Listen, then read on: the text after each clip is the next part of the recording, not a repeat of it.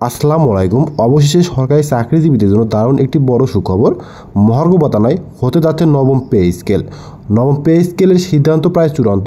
সরকারি চাকরিজীবীরা তাদের স্বপ্ন পূরণের দ্বারপ্রান্তে। প্রথম আলো পত্রিকায় আজকের এই দারুণ নিউজটি প্রকাশিত হয়েছে। মূল ভিডিও শুরু করার আগে আপনাদের কাছে ছোট্ট একটা রিকোয়েস্ট, ভিডিওটি শুরু থেকে শেষ পর্যন্ত দেখবেন। দীর্ঘদিনের প্রতীক্ষা শেষে অবশেষে সরকারি চাকরিজীবীদের জন্য আসছে এক নতুন আশার আলো। অন্তর্বর্তীকালীন সরকার এগিয়ে যাচ্ছে একটি পূর্ণাঙ্গ ও সময় উপযোগী বেতন কাঠামো নবম পে স্কেল প্রণয়নের পথে। মহার্ঘ ভাতা বা বিশেষ ভাতার টুকরো সমাধান নয়।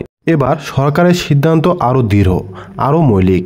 আর্থিক দিক থেকে চাপে থাকলেও জনসেবা ও প্রশাসনিক ভারসাম্যর প্রয়োজনে সরকার গ্রহণ করছে এক সাহসী ও সুদূরপ্রসারী পদক্ষেপ।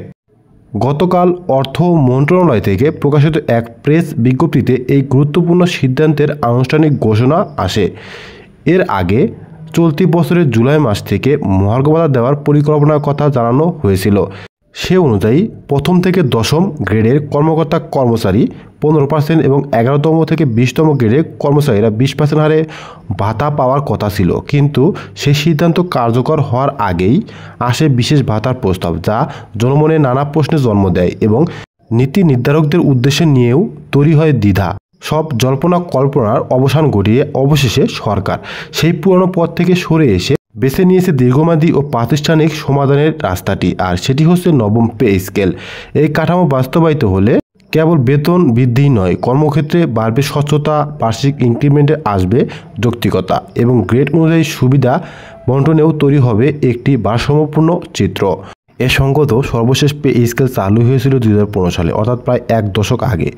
ততদিনে মূল্যস্ফীতি, খরচের চাপ এবং আগের জীবনের দুর্বিষহ বাস্তবতা সরকারি চাকরিজীবীদের বেতন কাঠামোকে করে তুলেছিল অসামঞ্জস্যপূর্ণ এবং অপ্রতুল। ফলে নবম পে স্কেলের দাবি কেবল একটি আর্থিক প্রয়োজন নয়, বরং একটি ন্যায্যতা প্রতিষ্ঠানের লড়াইও ছিল। অর্থ উপদেষ্টা ডক্টর সালেউদ্দিন আহমেদ এক প্রতিক্রিয়ায় বলেন, বর্তমান বাস্তবতার একটি সময় উপযোগী পে স্কেল শুধু প্রয়োজন নয়, বরং অপরিহার্য হয়ে উঠেছিল। সরকার যে সিদ্ধান্ত নিয়েছে তা নিঃসন্দেহে দেশের প্রশাসনিক শক্তিকে আরও সুসংহত করবে।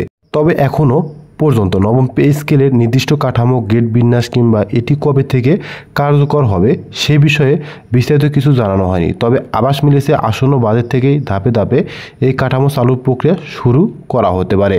সব মিলিয়ে এই সিদ্ধান্ত শুধু আরেকটি বেতন কাঠামো পরিবর্তন নয়, বরং একটি ন্যায্যতা ফিরিয়ে আনার চেষ্টা, দীর্ঘদিনের অবহেলা ঘোষণার এক সাহসী উদ্যোগ।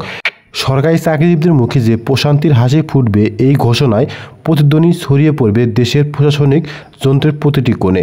ভিডিওটি ভালো লাগলে বেশি বেশি শেয়ার করুন বন্ধু বান্ধব, আত্মীয় স্বজন এবং আপনার কলিগের সাথে। আসসালামু আলাইকুম।